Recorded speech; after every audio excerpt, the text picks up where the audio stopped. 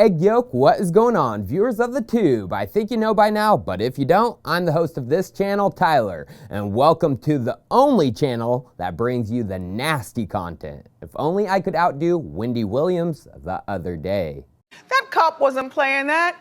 I mean, you're lucky you only got battery. What if he filed for sexual assault? Wait, just turn up the volume if you didn't hear. I mean, you're lucky you only got battery. Well, good thing I'm not a beast, but wouldn't you like a windy whiff of it? You know our gas limits. It's time for Chico Crypto.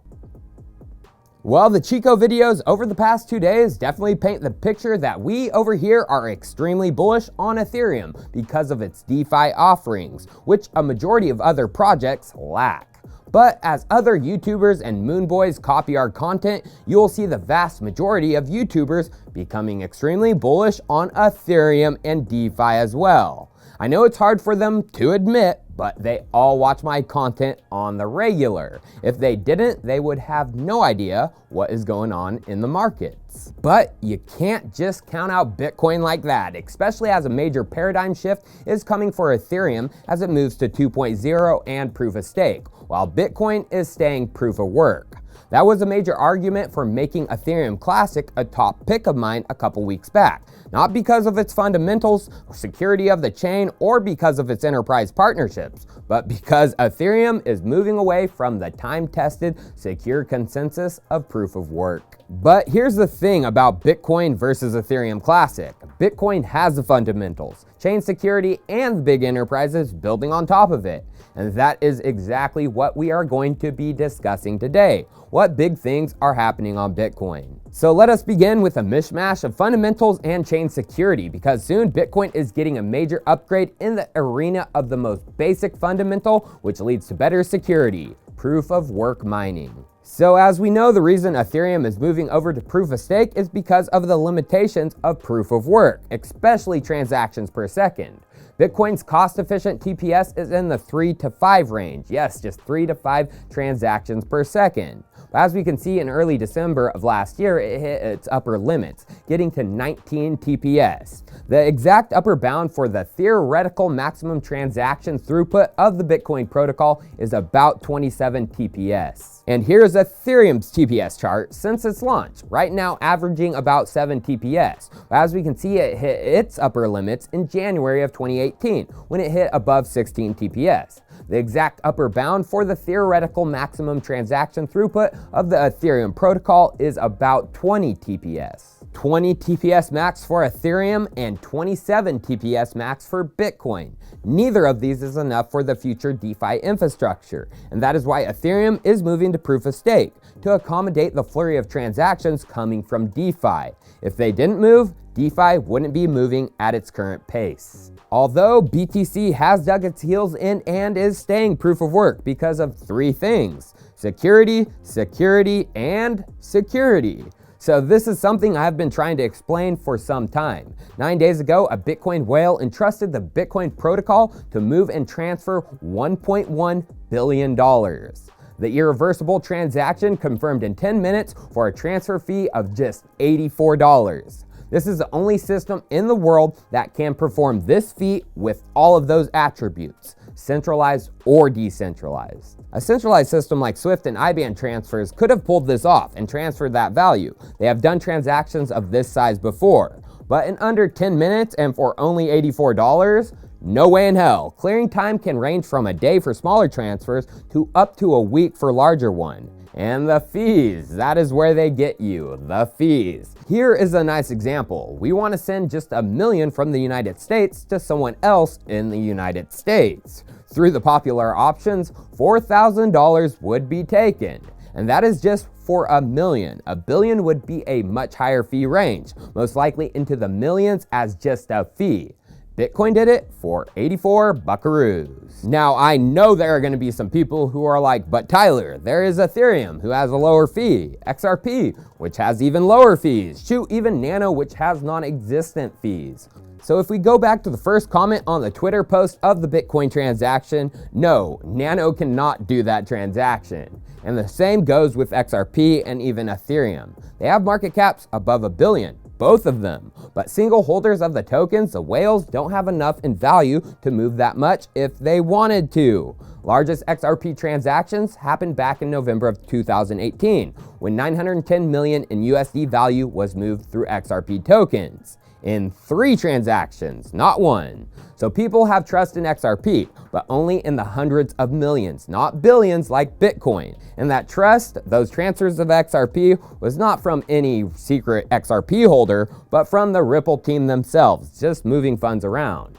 Ethereum, as a more decentralized protocol and less token centralization, has smaller whales, so accumulating hundreds of millions in Ether is almost an impossible task even for the founders. Yet last month, in December, someone moved over 100 million in Ethereum in one transaction.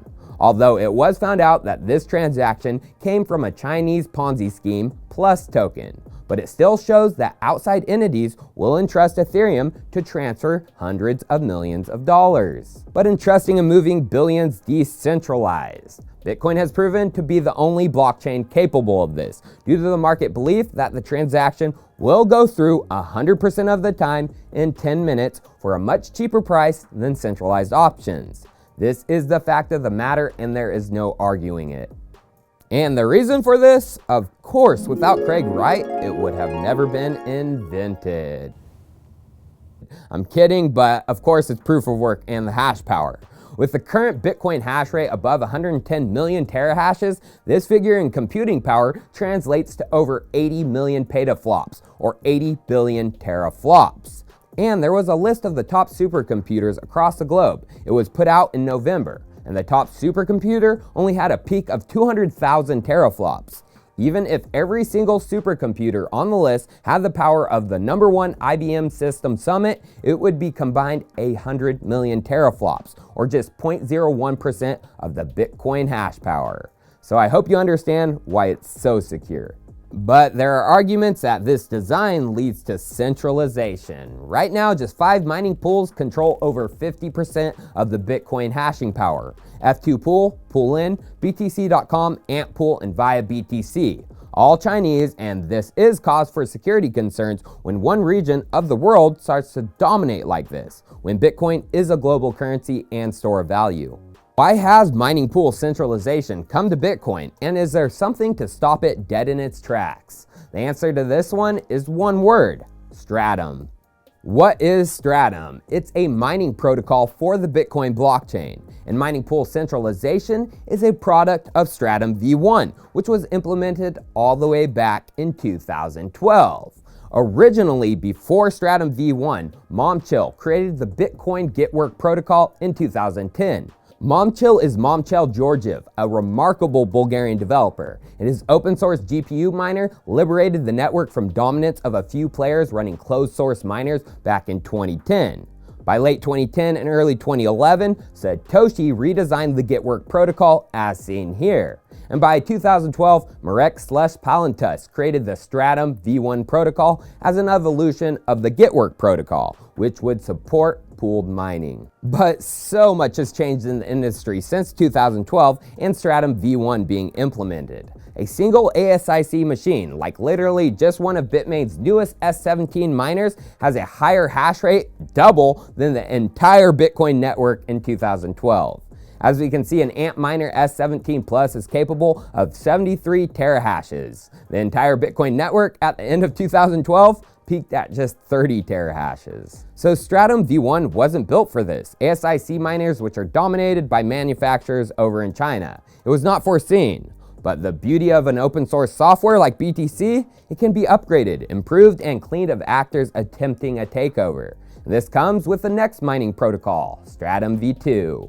And with the upgrade, V1 mining pool centralization will get morphed into V2, a more equal distribution of mining pools. Exactly what does V2 bring to the mining table? Well, the biggest one is it stops the centralized power of the mining pools by giving power back to the individual miner. The fact of the matter is large mining pools are a reality and they aren't going anywhere. You can't stop people from joining them, but you can stop the pool's power over the Bitcoin blockchain.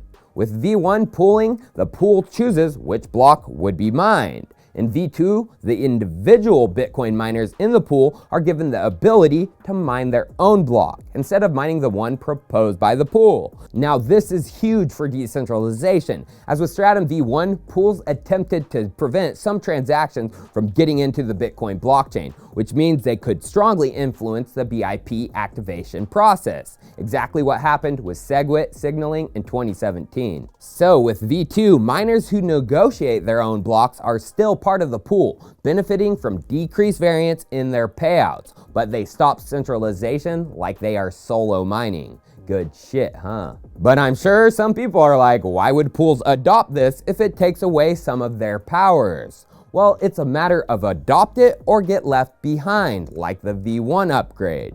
The decentralization components of V2 are just a bonus. The real benefits come in the form of performance and bandwidth upgrades. V2 makes it possible for a miner to operate with a pool without those super good high-speed internet connections. As we know, some of the cheapest electricity across the world is in areas where there is limited internet. V2 opens up the door for the billions who don't have high-speed internet access. Also, V2 improves the submission rates from the miners, thus decreasing a miner and a pool's hash rate variance. It also allows a pool to distribute future block templates to miners ahead of time, hopefully fully eliminating empty block mining. And finally, the switch from JSON-based, i.e. human-readable code, to a fully binary, i.e. machine-readable code base, and that will significantly reduce the size of data transfers. So I'm telling you folks, this is a major upgrade, but when is it coming? According to a Medium blog post from Brains, the company behind Stratum V2 and the operators of the first Bitcoin mining pool, Slush Pool, they had a timeline, and they estimated a full-fledged release by March of 2020. So friends, do not count out Bitcoin. Stratum V2 is just one upgrade from the BTC innovation stack. There is much more development going on than most realize. Cheers. I'll see you next time.